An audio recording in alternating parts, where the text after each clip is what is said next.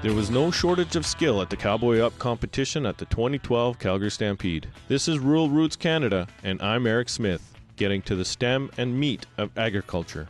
The Cowboy Up competition is a who's who of veteran horse training and professionals who have been competing for years. So when an 18-year-old is invited to the biggest competition of them all, it definitely turns some heads. However, for Obbie Schlom from Silverado, California, it's nothing new, which is why she got her invite.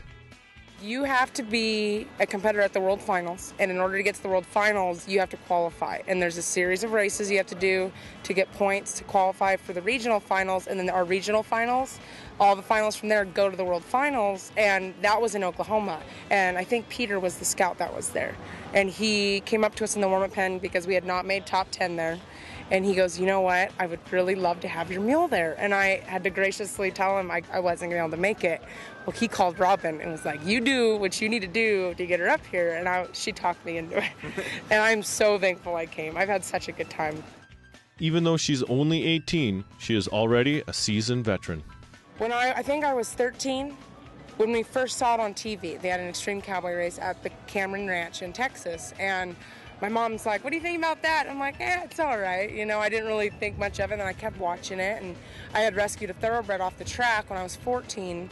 And the year after I had rescued him, I started doing the extreme cowboy racing with him. And then that year, or a year after we had started, we had qualified for the World Finals.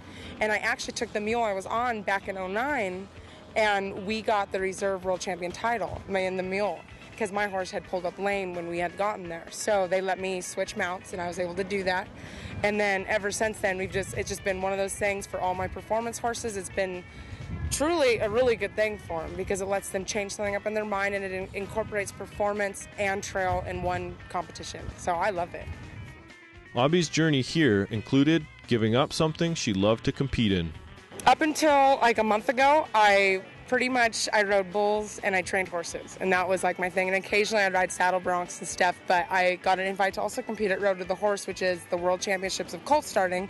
So now I'm focusing 100% on my horsemanship and gonna be starting a lot of colts from now till next March. And I train horses at my house, which is in Silverado, and at a place in Rialto, California, which is just 60 miles north of my place. So pretty busy at home.